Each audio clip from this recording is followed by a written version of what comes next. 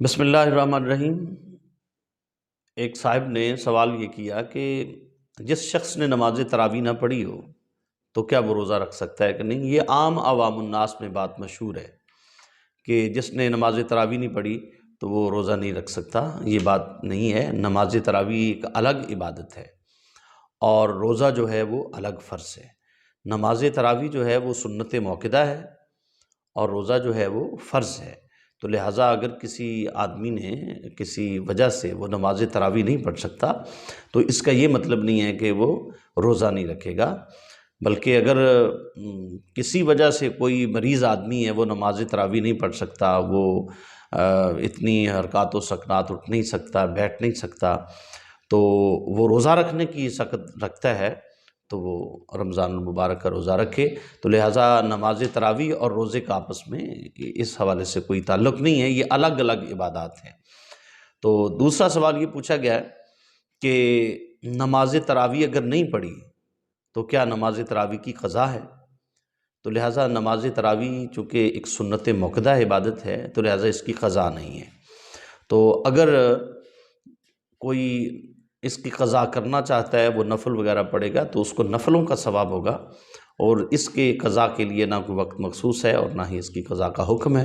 لہٰذا کوشش یہ کرنی چاہیے کہ نماز تراویح جو ہے وہ جماعت کے ساتھ ادا کرے اور اپنے وقت میں ہر روز ادا کرے، چونکہ اگر 29 رمضان المبارک ہے کہ ایام ہوتے ہیں یا 30 ہیں، تو وہ ان ایام میں نماز عشاء سے لے کر صبح صادق سے پہلے تک یہ نماز تراویح کا وقت ہے، تو اس وقت میں نماز تراویح کو ادا کرے تو اس کے بعد اس کی قضا نہیں ہے۔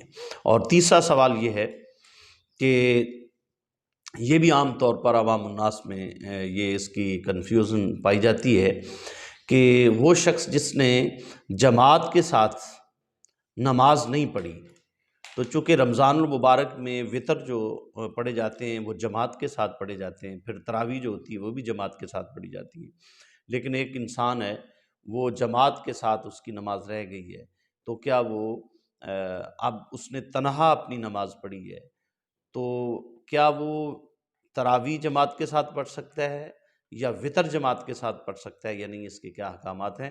تو یہ غور سے آپ نے بات سماعت فرمانی ہے۔ فقہا فرماتے ہیں کہ اگر اس کی ایک جماعت رہ گئی ہے، مثال کے طور پہ اس نے عشاء کی نماز جماعت کے ساتھ نہیں پڑھی، کسی مجبوری کے باعث وہ پیچھے رہ گیا ہے، نماز ہو چکی تھی وہ بعد میں ہے، اس نے تنہا نماز پڑھی، پھر نماز تراویح میں جماعت کے ساتھ وہ شریک ہو، اور اس کے بعد اکثر یہ دیکھا گیا ہے کہ جب امام صاحب جو ہے وہ وطر کی جماعت کروانے لگ جاتے ہیں تو کچھ لوگ جماعت سے ہٹ کر وہ لائن سے صف سے پیچھے کھڑے ہو جاتے ہیں۔ پوچھا جاتا ہے جی کیا وجہ ہے؟ وہ کہتے ہیں جی ہم نے جماعت کے ساتھ نماز نہیں پڑھی تو اس لیے وطر تنہا پڑھ رہے ہیں۔ نہیں، ایسی بات نہیں ہے۔ فقہا فرماتے ہیں کہ اگر ایک جماعت جو ہے رہ گئی ہے تو دوسری جماعت کا ثواب کیوں ترک کیا جا رہا ہے؟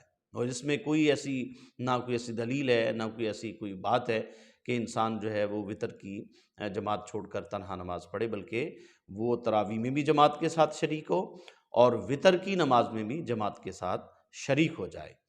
تو اس میں یہ وہ عام طور پر یہ عوام الناس کے ہاں یہ مسائل جو ہیں وہ مشہور ہیں جن کو میں نے آپ کے ساتھ ذکر کیا۔ میں دوبارہ ان کو اس انداز کے ساتھ آپ کے سامنے دہرا رہا ہوں کہ نماز تراویح میں اگر اس کی جماعت رہ گئی ہے نماز عشاء کی باجماعت، وہ تراویح میں بھی جماعت کے ساتھ شریک ہو سکتا ہے اور وطر میں بھی جماعت کے ساتھ شریک ہو سکتا ہے۔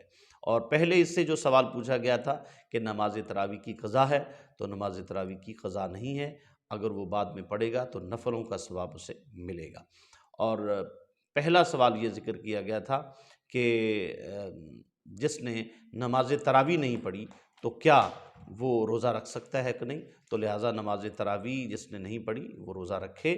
تو نماز تراویح ایک الگ عبادت ہے اور روزہ ایک الگ عبادت ہے۔ وَمَا عَلَيَّ إِلَّا الْبَلَاغُ